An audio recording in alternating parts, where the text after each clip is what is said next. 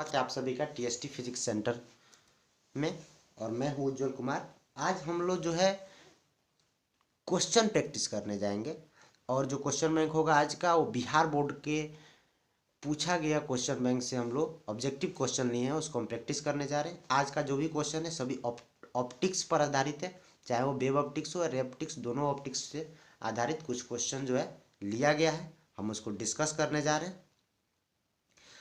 Mainly आपको concept जब पढ़ाया गया है तो ये काम स्टूडेंट का ही रहता है कि आप क्वेश्चन बैंक को बनाएं और अपनी तैयारी को मजबूत करें। फिर भी हेल्प किया जा रहा है तो ध्यान दीजिए।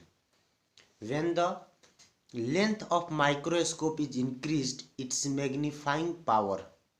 अगर माइक्रोस्कोप का लेंथ जो है बढ़ा दिया जाए तो माइक्रोस्कोप का लेंथ का फॉर्मूला आप लोग को सिखाया गया था। क्या होता है जी? L=V0 + UV होता है। अब उसका मैग्नीफाइंग पावर क्या होता है माइक्रोस्कोप का? V0/U0 इंटू क्या जी? D/UE, यही होता है। तो जब लेंथ बढ़ाइएगा तो UV बढ़ जाएगा। V0 कांस्टेंट है, नहीं बदलेगा, लेकिन UV बढ़ जाएगा। लेंथ बढ़ाने पर क्या होगा? UV बढ़ जाएगा। UV बढ़ जाएगा। यहाँ सोचिए UV बढ़ जाने का क्या असर पड़ेगा? मैग्नीफाइंग पावर कम हो जाएगा, डिक्रीज कर जाएगा। तो ऑप्शन देखिए कौन सही है?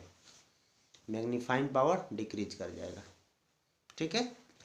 When rays of light enters in a glass slab, पूछता है जब एक ग्लास स्लेब में एक रेज ऑफ लाइट प्रवेश करेगा देन इट्स वेवलेंथ, तब उसके वेवलेंथ के साथ क्या होगा?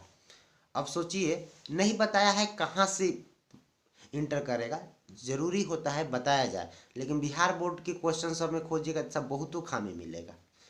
जो बोर्ड जो है इसको लेकर के बहुत ज़्यादा सिक्योर नहीं रहता है, श्योर नहीं रहता है बोर्ड क्या क्वेश्चन पूछ रहा है।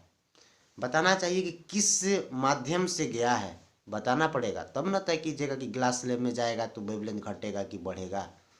लेकिन नहीं कुछ बोला आप तो हम लोग नॉर्मली एयर मान लेंगे। और जब एयर मान लेंगे तो सोचिए ग्लास में जाएगा तो क्या होगा? ग्लास में उसका वेलोसिटी कम हो जाएगा। क्यों कम हो जाएगा? क्योंकि इसका म्यू जो है ज़्यादा है। ग्लास एयर का म्यू हम लोग नॉर्मली 1 मान लेते हैं, या फिर कुछ एयर का मान लीजिए। लेकिन जाहिर सा बात है कि ग्लास का जो म्यू होगा एयर के म्यू से ज़्यादा होगा, होगा ना जी? तो हम लोग अगर निकालें रिफ्रैक्टिव इंडेक्स ऑफ किसका? म्यू जो है ग्लास का बटे म्यू एयर का, जो आपका क्या होगा? μGA। ग्लास का म्यू एयर के तुलना में वो क्या होगा? अगर लेमडा की तुलना में लिखिए तो क्या हो जाएगा? आप सोचिए, लेमडा के टर्म में लिखिएगा तो क्या होगा जी?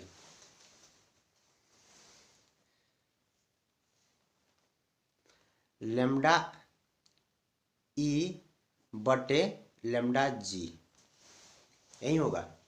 और ये जो मालूम है कि ग्लास के लिए ये टर्म जो है बड़ा हो जाएगा। ये टर्म बड़ा कब होगा? जब लेमडा जी छोटा होगा, लेमडा ये बड़ा होगा, तभी ना ये टर्म एक से बड़ा होगा। आप जानते हैं ग्लास क्या होगा? अगर इसका एक है, एयर का एक ले लें तो ग्लास का जो एक से बड़ा होगा। एक से बड़ा होने के लिए लेमडा जी को ज़्यादा होना पड़ेगा। नॉर्मल सी बात है, ज़्यादा नहीं, लेमडा जी को कम होना पड़ेगा। ध्यान दीजिए, अगर इसको एक से बड़ा होना है इस रेशियो को, तो लेमडा जी को लेमडा ए से कम होना पड़ेगा, तभी ना एक से बड़ा होगा। और आप लोग जानते हैं ग्लास का अपर्तनांक जो होता है एक से बड़ा होता है, तो यहाँ से आप समझ जा रहे हैं। वैसे एक ध्यान रखिएगा, जो म्यू के इन्वर्सली प्रोपोर्शनल होता है लेमडा, जहाँ भी म्यू बढ़ेगा तो लेमडा कम हो जाता है। तो जब लाइट इंटर करेगी ग्लास स्लेब में तो वेवलेंथ क्या होगा? डिक्रीज कर जाएगा। देखिए ऑब्जेक्टिव आपको बहुत सारे यूट्यूब चैनल पर मिल जाएगा, बहुत सारे लोग बताए हैं, लेकिन जो है एक्सप्लेनेशन सही से किसी का नहीं है। एक्सप्लेनेशन पर ध्यान दीजिएगा। The final image of astronomical telescope is, कोई भी टेलीस्कोप या माइक्रोस्कोप है उसका फाइनल इमेज कैसा होता था? थोड़ा याद कीजिए। पूरा पूरा हम नहीं बना रहे हैं कि याद कीजिए। ऑब्जेक्टिव होता था, कुछ दूरी पर आपको आईपीस हुआ करता था, ऑब्जेक्टिव का इमेज बनता था। ये इमेज इसके लिए ऑब्जेक्ट की तरह बिहेव करता था तो फाइनल इमेज ऐसे बनता था। तो देखिए फाइनल इमेज जिधर, फाइनल इमेज ऐसे करके लाइट पीछे आता था, लाइट इधर ही से गया और इधर ही इमेज बन गया। तो सबसे पहले जो होता था ये वर्चुअल बनता था, वर्चुअल बनता था। और वर्चुअल बनने के बावजूद देखिए, चूंकि ये इन्वर्टेड ऑब्जेक्ट का ही था तो इसका रिजल्ट भी कैसा आया? इन्वर्टेड आया। तो इन्वर्टेड ही आ गया। याद कीजिए ऐसा ही बनता था ना। तो वर्चुअल और इन्वर्टेड, चाहे एस्ट्रोनॉमिकल टेलीस्कोप में पूछे चाहे माइक्रोस्कोप में पूछे, आपको फिगर याद आ गया होगा। कैसा होगा? वर्चुअल होगा और इन्वर्टेड होगा। देखिए 2016 और 2015 दो बार क्वेश्चन पूछा गया है। अब ध्यान दीजिए, when two converging lens of same focal length F are placed in contact then the focal length of the combination is, 2015 में पूछा है। दो कन्वर्जिंग लेंस है और क्या दो कन्वर्जिंग लेंस का क्या मतलब? उत्तल लेंस है, उनका दोनों का फोकल लेंथ कितना है? एफ है, दोनों को कांटेक्ट में रखा गया है, तो कॉम्बिनेशन का जो फाइनल फोकल लेंथ होगा वही पूछा है। देखिए कैसा है, ऐसा सिचुएशन है, एक ठो है एफ, एक ठो और है, इसका ही फोकल लेंथ एफ, दोनों एक साथ रख दिए, तो फाइनल फोकस का फॉर्मूला, फोकल लेंथ इक्विवेलेंट का फॉर्मूला हम बताए हुए हैं 1/f1 + 1/f2। उसी तरह कीजिए, 1/f1 की जगह एफ और 1/f2 के जगह पे एफ, दोनों का एलसीएम हो गया एफ और 1 1 जुड़ के 2। यहाँ से देखिए कॉम्बिनेशन का या फिर इक्विवेलेंट जो फोकस लेंथ हुआ क्या हो गया? f/2 हो गया।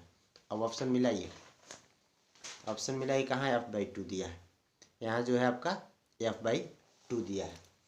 ठीक है, ध्यान दीजिए।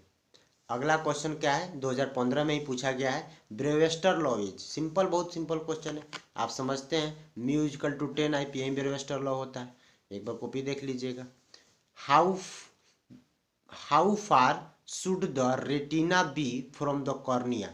कॉर्निया से रेटिना कितनी दूरी पर होता है? कि 0.2 सेंटीमीटर, मतलब 2.0 सेंटीमीटर, मतलब 2 सेंटीमीटर हुआ करता है। ये वाला ऑप्शन जो है सही है, आप लोग ध्यान रख लीजिएगा, ये भी क्वेश्चन रिपीट कर सकता है।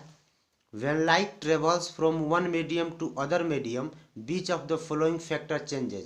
अच्छा, ये वैसा क्वेश्चन है जिसमें एक से ज़्यादा आंसर सही है, ध्यान दीजिएगा। इसमें हम मेंशन नहीं किए हैं, लेकिन 2012 का ही पूछा हुआ क्वेश्चन है। उस समय ऐसे क्वेश्चन आते थे जहाँ एक से ज़्यादा आंसर सही होते थे। आज भी आप जेई वगैरह के एग्ज़ाम देते हैं तो जेई के एग्ज़ाम में ऐसे क्वेश्चन आते हैं जहाँ एक से ज़्यादा आंसर सही होते हैं, मल्टीपल सेलेक्ट टाइप क्वेश्चन।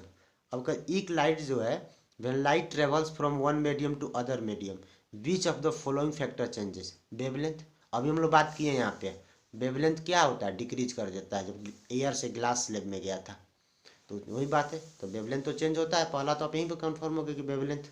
अच्छा, फ्रीक्वेंसी होता है कि नहीं? तो ध्यान रखिएगा, फ्रीक्वेंसी चेंज नहीं होता है, ये वाला गलत है, ये वाला सही नहीं है। वेलोसिटी, आप जानते हैं कि लाइट रे इसीलिए मुड़ता है क्योंकि वेलोसिटी चेंज होता है, इसलिए वेलोसिटी भी चेंज होता है। दो ऑप्शन सही हो गए। एम्पलीट्यूड में कोई बदलाव नहीं होता है, ये ऑप्शन गलत है। तो यहाँ ए और सी दो ऑप्शन सही है। चलिए हम लोग फिर बात करते हैं अगले कुछ प्रश्न पे। आइए, पूछा है कि what kind of lens would be suitable to correct myopia? Myopia क्या है जी? मायोपिया क्या है? निकट दृष्टि दोष एंड हाइपरमेट्रोपिया, दीर्घ दृष्टि दोष रेस्पेक्टिवली। यानी निकट दृष्टि दोष और दीर्घ दृष्टि दोष को दूर करने के लिए कौन कौन से लेंस चाहिए? कन्वर्जिंग का मतलब होता है उत्तल लेंस और डाइवर्जिंग का मतलब होता है अवतल लेंस। तो निकट दृष्टि दोष को दूर कर, निकट दृष्टि दोष में क्या होता है? दूर की वस्तु में नहीं दिखती हैं, तो उसको दूर करने के लिए हम लोग कौन सा लेंस लगाते हैं जी? याद कीजिए, अवतल लेंस लगाते हैं, मतलब डाइवर्जिंग लेंस लगाते हैं। हम इसी को टिक क्यों किए हैं? क्योंकि अगला जो है इसमें कन्वर्जिंग है, यह है हाइपरमेट्रोपिया। हाइपरमेट्रोपिया याद कीजिए, हाइपरमेट्रोपिया का मतलब हो गया दीर्घ दृष्टि दोष, और दीर्घ दृष्टि में क्या, दोष में क्या होता है? निकट का वस्तु नहीं दिखता है, उसको देखने के लिए हम लोग कन्वर्जिंग लेंस लगा देते हैं। लगा देते हैं कि नहीं लगा देते हैं? तो देखिए रेस्पेक्टिवली यही सही है, इसमें कन्वर्जिंग कन्वर्जिंग दिया है, गलत हो गया। कन्वर्जिंग डाइवर्जिंग दिया है, गलत हो गया। डाइवर्जिंग डाइवर्जिंग गलत हो गया। तो ये वाला ऑप्शन जो है, बी ऑप्शन जो है सही है। ये तो लॉजिकल है, आप इसमें और इसमें कंफ्यूज हो सकते हैं, ये दोनों तो सीधे ही दिख रहा है कि नहीं होगा। तो इसमें भी दिखा निकट दृष्टि दोष में क्या लगेगा जी? डाइवर्जिंग होगा, तो डाइवर्जिंग वाला ऑप्शन सही कर दिए हम एक ही बार में। ठीक है, ध्यान दीजिए। अगला क्वेश्चन, अगला क्वेश्चन न्यूमेरिकल टाइप है, 2010 में। ये जो है 2009 का पूछा हुआ क्वेश्चन था और ये जो है 2010 का पूछा हुआ क्वेश्चन है। देखिए क्या क्वेश्चन है। The power of by convex lens, एक बाई कन्वेक्स लेंस है, उसका पावर पूछा है। Having the radius of curvature, उसका पहला का रेडियस और दूसरा का रेडियस, बाई कन्वेक्स में दोनों बराबर होते हैं, दिया हुआ है। Of each surface and refractive index of the material, उस मटेरियल का, जिस मटेरियल का लेंस बना है, मान लीजिए ग्लास का बनाया है, तो उस ग्लास का रिफ्रैक्टिव इंडेक्स क्या है वो भी दिया है। तो अब आपसे क्या पूछा है? क्षमता पूछा है। अच्छा देखिए, वैल्यू सेंटीमीटर में दिया है और आप पावर निकालने के लिए जानते हैं कि आपको एफ मीटर में लगाते हैं। तो थोड़ा सा यहाँ देखिएगा, पावर इजकल टू आप हम लोग यूज करते हैं 1/f इन मीटर, लेकिन अगर सेंटीमीटर में लिखना हो तो इस मीटर में 100 से भाग करेंगे तो क्या हो जाएगा, 100 ऊपर चला गया, एफ इन सेंटीमीटर अब हो सकता है, आराम से हो सकता है, एफ इन सेंटीमीटर लिख सकते हैं। अब ध्यान दीजिए, and P is equal to 100 into 1/f, 1/f है कि नहीं, एफ इन सेंटीमीटर यहाँ लिखे हैं। 1/f का फॉर्मूला क्या होता है, ये पर याद कीजिए, 1/f का फॉर्मूला होता है mu minus 1 into 1/r1 minus 1/r2 होता है, यही वाला फार्मूला अप्लाई कर दीजिए। 100 तो है और 1/f के जगह पर लाइए formula mu minus 1 into 1/r1 minus 1/r2। एक बाई कॉन्वेक्स लेंस कैसा होता है, ऐसा होता है, ठीक है। चलिए अब यहाँ देखिए, 100 का 100 आ गया, म्यू की जगह लिखेंगे 3/2, 3/2 क्या है, 1.5 है, इसमें से 1 घटा देंगे तो कितना बचेगा, 0.5, आधा बचेगा। अच्छा R1 पर ध्यान दीजिए, R1 क्या होगा, 40 सेंटीमीटर तो गिवन है, जो रेडियस 40 सेंटीमीटर दोनों का दोनों R1 R2 दोनों 40 सेंटीमीटर है। लेकिन सोचिए जब इस सरफेस का रेडियस का बात करेंगे R1 का, तो वो 40 सेंटीमीटर इधर पीछे की ओर में पाएगा, और इस सरफेस के लिए बात करेंगे तो 40 सेंटीमीटर इधर। मान लीजिए इंसिडेंट रे का डायरेक्शन इधर है, तो इसका रेडियस जो है, इसका रेडियस अगर हम लोग ऐसे मापेंगे तो पॉजिटिव हो जाएगा, यानी R1 पॉजिटिव हो जाएगा 40 डिग्री, और इसका रेडियस ऐसे मापेंगे तो इंसिडेंट रे के उल्टा दिशा में मापेंगे तो नेगेटिव हो जाएगा, और फार्मूला का नेगेटिव ऑलरेडी है तो दो नेगेटिव मिल करके पॉजिटिव हो जाएगा। अब सॉल्व कीजिए, प्रेशर इजकल टू, प्रेशर कहते हैं पावर इजकल टू इतना ही ना है जी, तो 100 इंटू 0.5 इंटू 40, 40 का एलसीएम हो गया 40, 1 और 2 हो गया, 2/40 कितना आ गया 20, 20 से कटाइएगा तो आएगा 5, तो आपका 5 इंटू 0.5, 0.5 में पॉइंट हटाइएगा तो क्या हो जाएगा, बटा में 10, 5 से 2, 5/2 का मतलब 2.5 डायोप्टर आ गया पावर। देखिए आंसर मैच कराइए, कौन सा ऑप्शन सही है, 2.5 डायोप्टर, पहला ही ऑप्शन सही हो गया। चलिए अगला क्वेश्चन देखिए, कहता है to obtain a real image of twice the size as that of the object by converging lens. जो ऑब्जेक्ट था उसका दोगुना बड़ा इमेज बना है, मतलब मैग्निफिकेशन दिया हुआ है, कन्वर्जिंग लेंस का मैग्निफिकेशन दिया 2, focal length 20 centimetre, an object must be placed at A distance of, अगर ऐसा स्थिति है तो ऑब्जेक्ट जो है कितना दूरी पर रखा गया है, हमसे पूछा है, मतलब यू पूछा है। कौन सा लेंस से, ध्यान दीजिए, कन्वर्जिंग लेंस, मतलब उत्तल लेंस, उत्तल लेंस का फोकस लेंथ पॉजिटिव होता है। अच्छा ऑब्जेक्ट कैसा बना है, रियल बना है, रियल बना होगा तो उल्टा बना होगा, मतलब मैग्निफिकेशन दो है, मैग्निफिकेशन दुगुना हो गया ना इमेज, तो मैग्निफिकेशन 2 है, लेकिन उल्टा बना है इसलिए मैग्निफिकेशन निगेटिव है। फोकल लेंथ कितना दिया है 20 सेंटीमीटर, चूंकि कन्वर्जिंग लेंस है इसलिए यह पॉजिटिव है, ठीक है, बाकी कोई जानकारी नहीं दिया है, और आपसे पूछा यू है, भी वगैरह नहीं दिया है।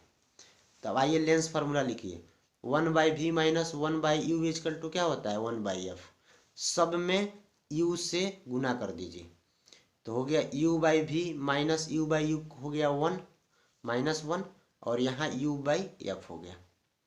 अब ध्यान दीजिए, आप याद कीजिए m का फॉर्मूला क्या होता था, यहाँ पर हम लिख देते हैं m इजकल टू होता है v/u, होता है कि नहीं, और यहाँ u/v है तो इसको आप लिख सकते हैं 1/m minus 1 is equal to u/f, तो आप यहाँ से लिख सकते हैं 1/m is equal to E minus इधर के प्लस हो गया u/f प्लस 1, यहाँ एलसीएम हो गया f, ये f जाके इधर मल्टीप्लाई कर गया तो u प्लस f हो गया, यानी 1/m is equal to u plus f/f, यानी m इजकल टू क्या हो गया f/u plus f।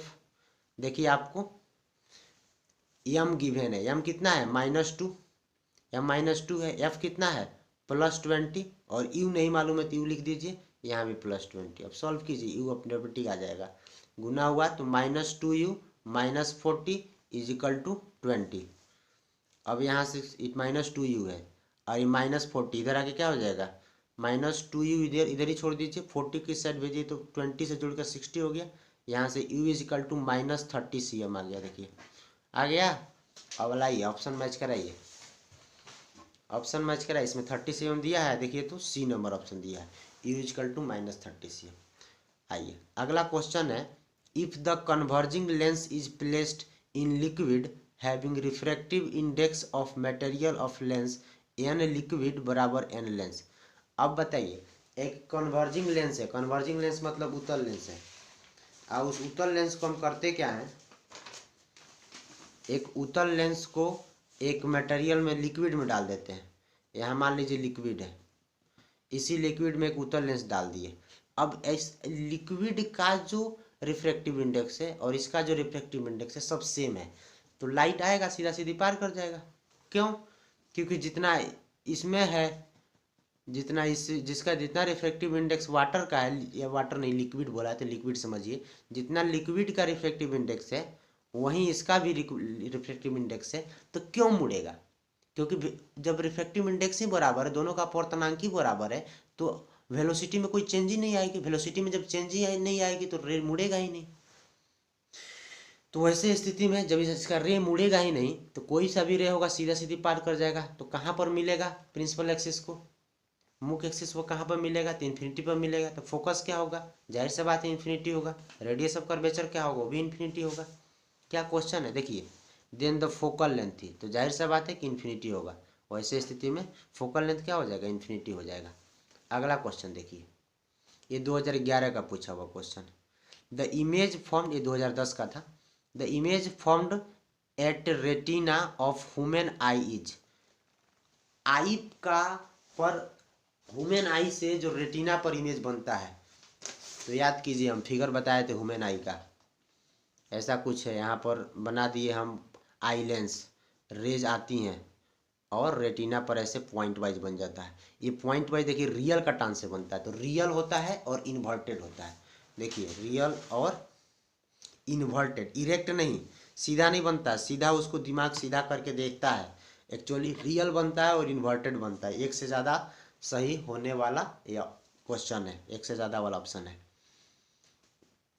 For what value of angle of incidence total internal reflection takes place. अच्छा यहाँ भी देखिए बिहार बोर्ड की खामी है, इस क्वेश्चन में बताना पड़ेगा कि किस माध्यम से किस माध्यम में जा रहे हैं, तब ये तय हो पाएगा कि एंगल ऑफ इंसिडेंस कितना रखा जाए कि टोटल इंटरनल रिफ्लेक्शन हो जाए।